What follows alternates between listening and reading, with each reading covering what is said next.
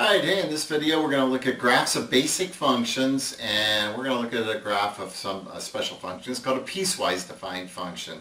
What I put up on the board here will be 6 functions, basic functions, and their graphs. These are graphs that I would expect anyone to know without having to look at a graphing calculator. You just know what the picture is. So let's go through them one by one. The first one I have here, the function f of x equals x. I would expect you to know that that graph is just basically a line. That's all it is. It's a line. F of x equals x. That happens to perfectly split quadrant 1 and quadrant 3. Know that. Know f of x equals x. Boom. Have this picture pop into your head. The second one, f of x equals x squared. I would like you to know what that graph is. I want you to know that it looks like this. It looks like a U. We're going to see later on it's called a parabola. But I want you to know what its shape is. So you see f of x equals x squared. You see that? Boom. I want this picture to pop into your head. I want you to know what the graph looks like. Just have it pop into your head. As automatic as if you hear 5 times 4, and you know 5 times 4 is 20. You don't have to use a calculator to do 5 times 4. That's how I want f of x equals x squared to be. I want this graph to pop into your head. Going to mention one more thing about this f of x equals x squared. What kind of function is it? It's an even function. It's symmetric about the y-axis. Kind of neat. The third one, the function is x cubed. When you see x cubed, f of x equals x cubed, I want this picture to pop into your head. This is the graph of f of x equals x cubed. Notice that f of x equals x cubed is symmetric about the origin, so that means it is an odd function. So those are the first 3 that I would like you to know, but immediately what the graph is without having to use a graphing calculator. The fourth one, f of x equals absolute value of x. I would like you to know that this is the graph. It makes like a V. Comes down here, makes a sharp turn, comes up this way. My graph's a little bad on that one, but that's what I'd like you to see. It's a V. That's absolute value of x. That's the fourth one. Notice it too is an even function, but I digress.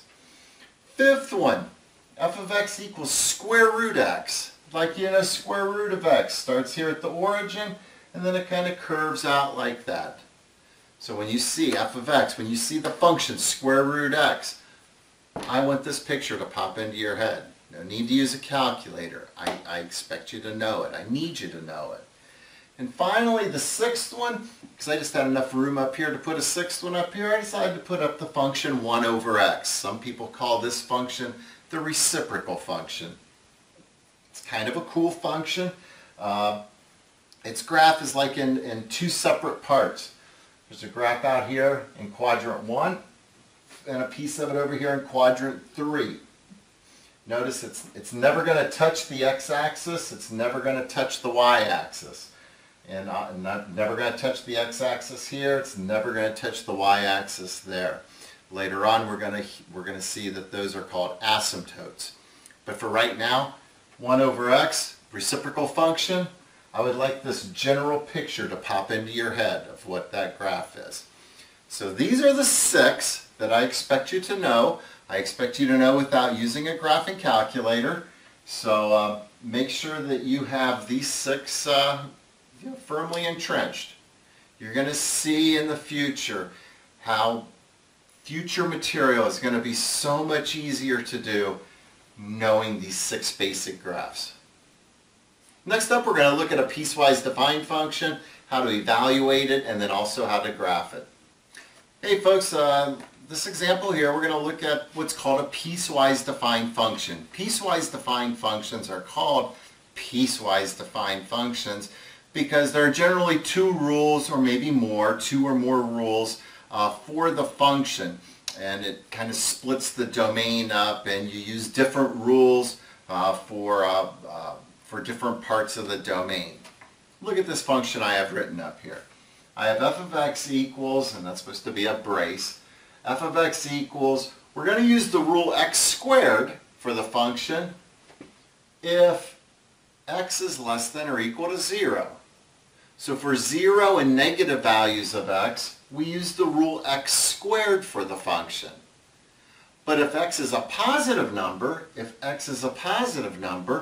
we use the rule 2x plus 1. So just to show you how this works, let's say we're asked to evaluate f of negative 2. Negative 2, that's a negative number. Negative 2, that's less than 0.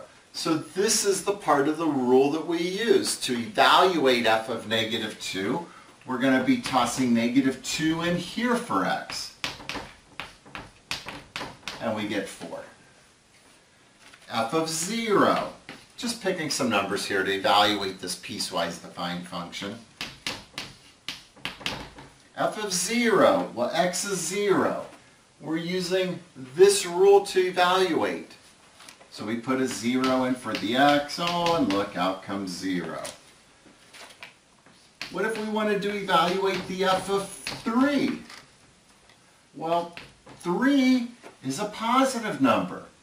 So now we use this to evaluate f of 3. We're putting 3 in here for x. So we have a 2 times 3 plus 1, which gives us 7. Now let's say, what if we were asked to graph this piecewise defined function? Well, for negative numbers and including 0, we'd be graphing x squared. Well, let's see. That's one of those basic graphs I just had up on the board that we should know what it looks like. Remember, x squared has this shape. X squared has this shape. But I'm not going to do that part of the graph because when x is greater than 0, we're using the rule 2x plus 1. So for x less than or equal to 0, I would have that piece. That's the graph of x squared. I'm graphing x squared when x is less than or equal to 0. Now for values of x that are greater than 0, I need to graph 2x plus 1. And I mean, I have one point that's on the graph. When x is 3, y is 7. So look at that. I got one point that's on the graph. This is a line. I'm going to need more than one point, and I'm going to cut to the chase to tell you how to do this. I know f of 0 is 0 because when x is 0, I'm using this rule, the top part. If I put 0 in here, what would come out for y? I mean, 2 times 0 is 0. 0 plus 1 is 1. But I know I can't put a filled-in circle here. But I can put an open circle. I can't put 0. I can't put 0 in here for x. Because, look, it says x is strictly greater than 0. But I can put numbers as close as I want to 0 in for x. I could put 0.0001 in for x. I'm not going to do that. It's a horrible, ugly decimal. It's just this open dot here means I'm not including, but now since I know the graph of this is a line, I have two points that I can connect, because remember, a line, you only need 2 points. And that would be the graph of this piecewise defined function. Generally speaking, with a piecewise defined function, where, notice here, 0 is included, x is less than or equal to 0. So on this piece of the graph at 0, it's a filled-in dot. That's where x is 0.